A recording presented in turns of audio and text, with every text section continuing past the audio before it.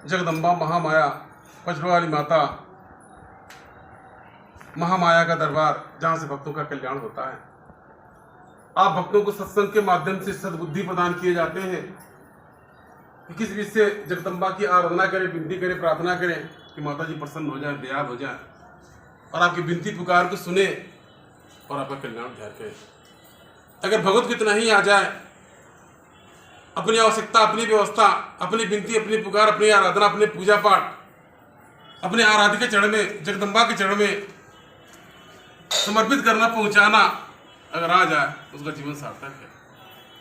इसलिए आप भक्तों को भाव भरे जाते हैं कि आप भक्तजन किस विधि से जगदम्बा से मांगे कि प्रसन्न हो। हर कोई मांगता है, मेरे कहने की भी बात में भी हर कोई मांगता है। कितना निस्वार्थ कहा जाए, लेकिन मैंने निस्वार्थ नहीं होगा, ये मानव का जीवन है। इसलिए वो मांगने का विधि, मांगने का ढंग बताया जाता है कि किस विधि से मांगे कि जगदम्बा प्रसन्न हो, आपकी सुनवाई हो जाए, अर्जी लग जाए, आपका कल्याण ध्यान हो जाए। सत्संगों के माध्यम से बताया जाने का प्रयत्न किया जाता है। बारंबार कहा जाता है माता जी सब कुछ जानती है, अब कहने की आवश्यकता नहीं है, लेकिन खुद का संतोष नहीं होता। अपने मन पे ढेर सारे बोझ लिए हैं, ढेर सारी बातों को अब लेकर घूम रहे, परेशान हैं। अगर आप जगदम्बा के चरण में कह देते हैं, अर्जी लगा देते हैं, उसका समाधान हो जाता है।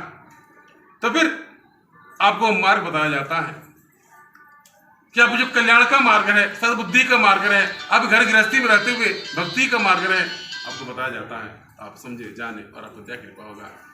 आज महामाया मैहर वाली शारदा माता के दरबार में आप सब भक्तों ने हाजिर लगाया।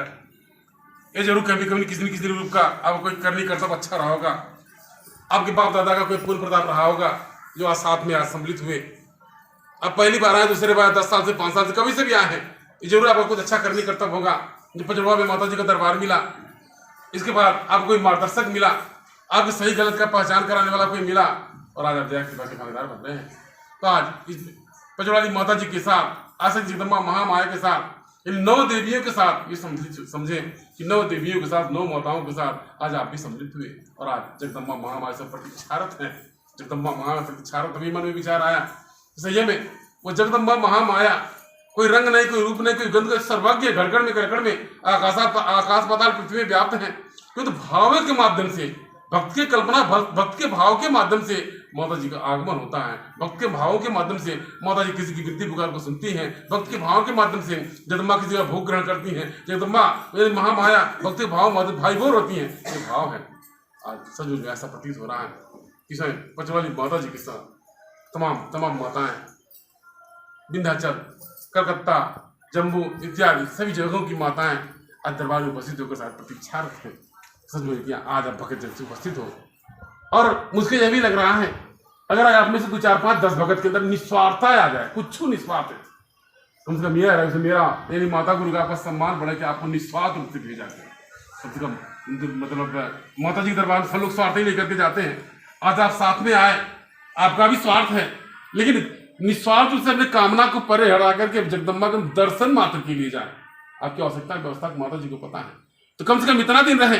अब 10 साल से 15 साल से आप दरबार में लगे हैं, आपको सिखाई दिया गया, समझाया गया है। अब यानी 9 माताओं को, यानी देवियों को माता जी की लगे आपके अंदर कुछ सीख सिखलाई है, आप सबसे भिन्न है, सबसे परे हैं, ऐसा लगे। इसलिए कोई लालच स्वार्थ न पाल करके तो जगदम्बा के दर्शन मात्र से आप भक्त का कल्याण होगा। अब जाके ताकि भागीदार बने और आप घर से जिंदगी है। जगदम्बा का 9 माताओं का, 9 देवियों का दरबार व्रत अवतरित हो चुका है। इसके तत्पश्चात जगदम्बा महामाया आप भक्तों के कल्याण के लिए, सब सामाजिक कल्याण के लिए भक्तों में, दरबार में अनेकों प्रकार से रचनाएं रची जा रही हैं। आपको समझने की आवश्यकता है, यादने का समझने का प्रयास करेंगे। आप आए हैं, कुछ कारण है, कारण नहीं आए हैं। आप भक्तिभाव, आप चाहे भक्तिभाव से लेकर आए, चाहे स्वार्थ से कुछ भी लेकर के आए, आप दरबार में आए, कारण नहीं है, कुछ कारण है। आप आए हैं अपनी श्रद्धा भक्ति विश्वास को